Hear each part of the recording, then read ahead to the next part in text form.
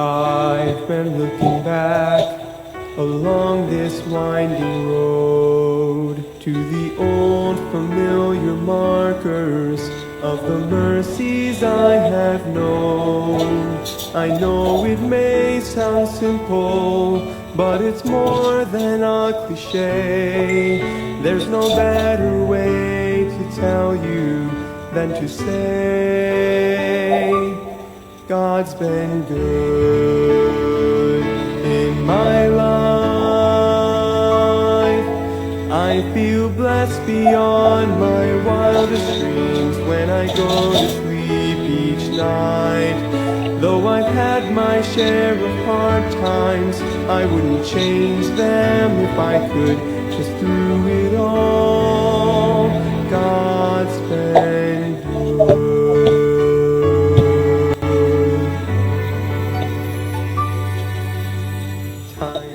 Okay, magandang gabi po sa bawat isa sa atin. Muli tayong nag-live para po sa ating Bible Knowledge of the Day or Daily Words of Encouragement.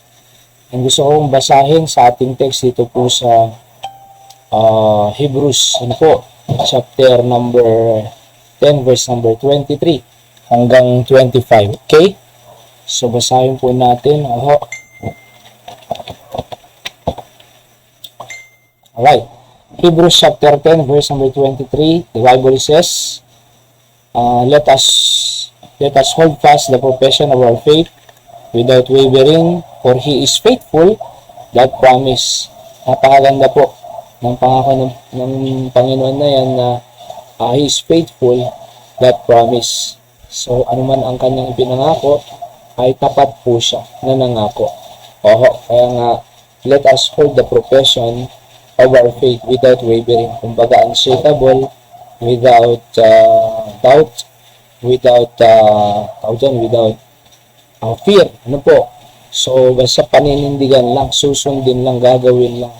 Kasi pagka ginawa natin, yung ating pananampalataya, we stand on our ground, on our faith, ay He is faithful that promise. And the Bible says, verse number 24, and let us consider one another to provoke unto love and unto good works. Yan po ang pinakamagandang provocation, to love and to good work. Kumbaga, you are provoking someone na gumawa sila ng good works. Hindi yung ipoprovoke na magagalit din sila, ipoprovoke na magre-rebelde ang mga anak, ipoprovoke na mag-aaway lang yung mag-asawa. So, hindi po ganun klaseng provocation. Yung sabi diyan, yung provoke diyan, unto love and to good works. Yan po ang magandang pag-provoke sa pag-ibig at sa mabuting gawa. And number 25, not forsaking the assembling of ourselves together as the manner of some is, sabi ng Biblia. Yung po pamagat natin as the manner of some is, but exhorting one another, and so much the more, as you see the day approaching. Okay?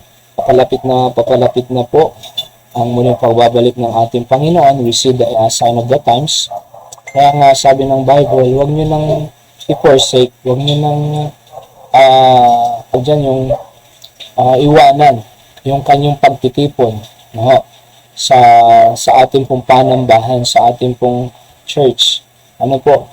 Para sa ganon, ay we can exhort one another because this world ay kumbaga maraming deception, maraming fake news kahit sa Christian realm, sa Christian world na tinatawag ay marami pong nadideceive. May deception, mayroong magpapanggap na Christ, ako si Kristo, mayroon pong mga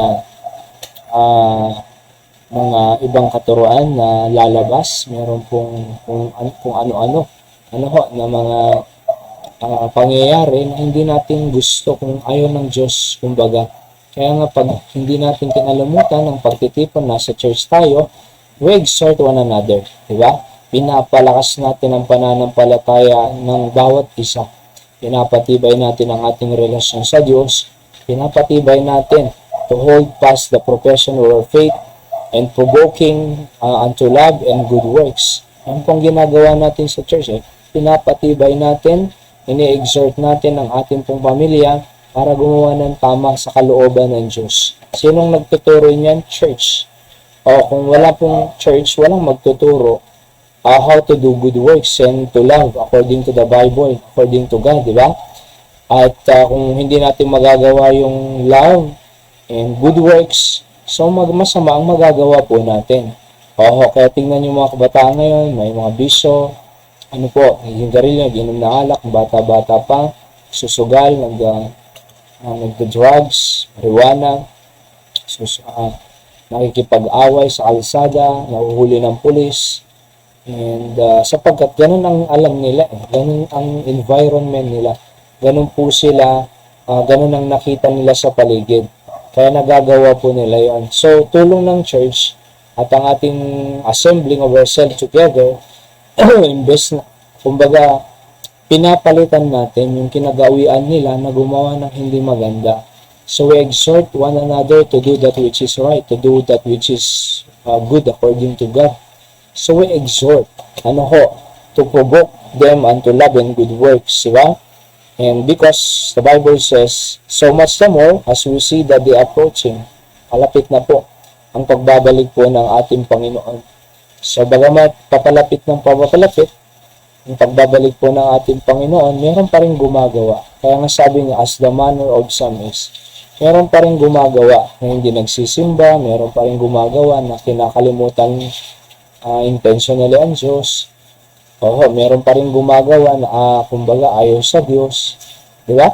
Kaya nga sabi niya, as the manner of some is. Pero, ang exhortation, ang admonition is not to forsake the assembling of ourselves, para po tayo ay mapatibay, to stand on our profession of faith, sabi sa verse 23, and to provoke each one to do good works and unto love. So, salamat sa Panginoon dahil sa church, nagtuturo po, natin ingatan ang ating family, natin isasama ang ating family patungo sa kalooban ng Diyos. Diba? Kaya see you po bukas, Sunday morning, Sunday night, meron po tayo, 8:30 ng umaga, and 5 o'clock ng hapon. Okay? Sama-sama po tayo, not forsake the assembly. To exhort one another unto love and good works, and to stand on the profession of our faith. Okay? At para hindi po tayo ma-deceive ng diablo, ng sanlibutan, at maling mga pananampalataya.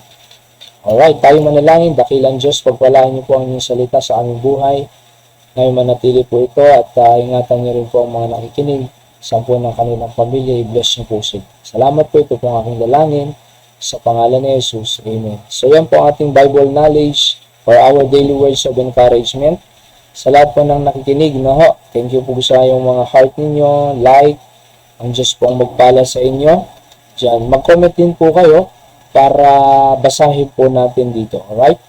And God bless you po sa lahat ng nakikinig dyan sa Ilocanja, Batak, Ilocos Norte, ganun din dito sa Candon, sa Bulacan, Pampanga, and dyan sa Pangasinan, sa Korea, sa Asia at Amerika, at sa Abra. God bless you po at see you po tomorrow sa ating pong panambahan. Magandang gabi po sa ating lahat. God bless you all. I love you all. See you po muli sa ating daily words of encouragement next episode. God bless us all.